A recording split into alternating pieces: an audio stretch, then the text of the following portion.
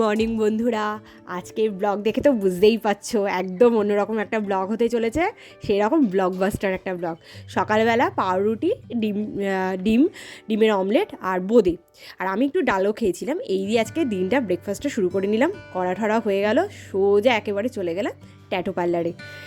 আর এখানে এসে আমরা ওয়েট করছি, এখনও দোকান খোলেনি। আর আমরা দেখো কত তাড়াতাড়ি চলে এসেছি। হ্যাঁ, কিংস ট্যাটুতে আমি ট্যাটুটা করিয়েছি। আর তারপর ভাবছি যে কী করি, চলো তাহলে একটু ট্রেন্ডস থেকে ঘুরে আসি। আমার বর অনেকক্ষণ বলেছে যে একটা জিন্স কেনো বা একটা কিছু ড্রেস কেনো। আমার আর তখন মন মানছে না, একটু ভয়ও করছিল। তো ছেলের জন্য কয়েকটা ড্রেস কেনা হলো। টেনার পর আমরা চলে গেলাম সোজা একদম পার্লারে।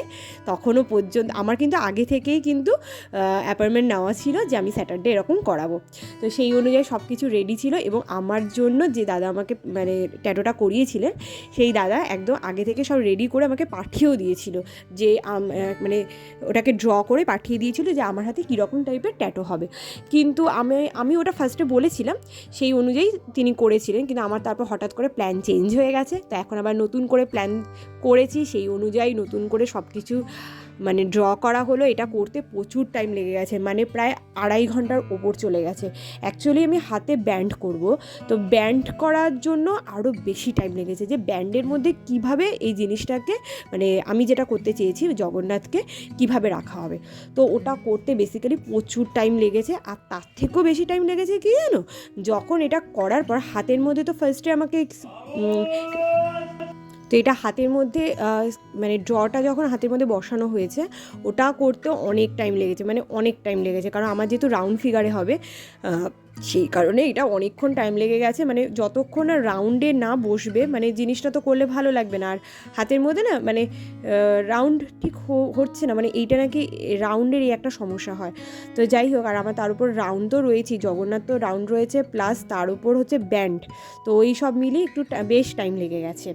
তো যাই হোক, তখন আমরা বেরিয়েছিলাম, এখানে প্রায় এসেছি 11টার সময়, আর এখন অলরেডি বেজে গেছে প্রায় 3টে বেজে ওভার হয়ে গেছে। আর আমার ট্যাটু যখন থেকে করা শুরু হয়েছে সেই সময়টা হচ্ছে ঠিক 3:45 থেকে আমার হাতে ট্যাটুটা করা মানে মেন কাজ করাটা স্টার্ট হয়েছে। যাই হোক, এই সময় তো আমার মানে রামনাম সত্য হয়ে গেছে একেবারে, যে এবার মনে হবে।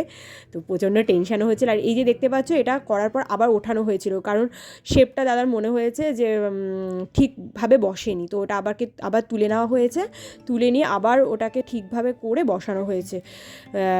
তো এইভাবে অনেকক্ষণ ধরে এটা চলেছে। যাই হোক, আর আমার বরের তো অবস্থা পুরো খারাপ হয়ে গেছে, অনেকক্ষণ ধরে বসেছিল, তাই জন্য যাই হোক, তারপর আলটিমেটলি এটা অনেকক্ষণ বাদে হয়েছে। আর আমার একটু হাঁপ ছেড়ে বাঁচলাম যে হ্যাঁ, না হচ্ছে, ঠিক মতো ঠিক জায়গায় যাচ্ছে। দেখো তোমরা দেখে নাও কীরকম লাগছে। এইভাবে এবার আমার ট্যাটুটা মানে কাজ শুরু হবে। তো এইবার আমার তো রামনাম সারতে হয়ে গেছে। ভিতরে না পুরো আত্মারাম খাঁচাটা মনে হচ্ছে কি বেরিয়ে আসছিল, মানে টেনশন হচ্ছে যে কতটা লাগবে বুঝতে পারছিলাম না। অনেক দিন ধরেই মানে ইন্টারেস্ট ছিল, কিন্তু করে ওঠার সাহসগুলো হয়নি। তো যাই হোক,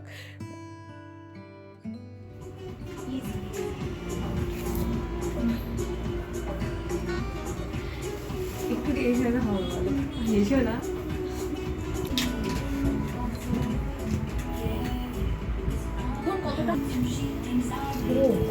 স্টার্ট হয়ে গেছে। একটু ভালো কথা বলো না, আমার টেনশন হচ্ছে।